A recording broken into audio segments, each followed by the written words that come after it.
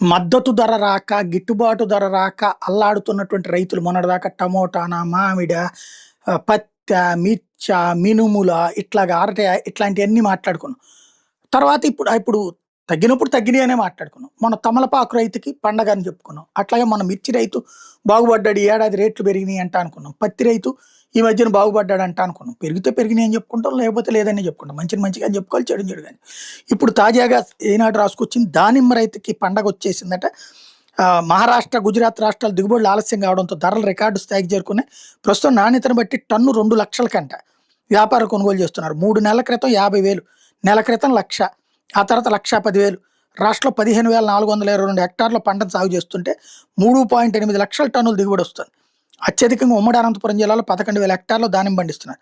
స్థానికంగా fruit covers, plant covers విధానంతో దానిమ్మ పండ్ల నాణ్యత కూడా పెరిగిందని అధికారులు చెప్తున్నారు.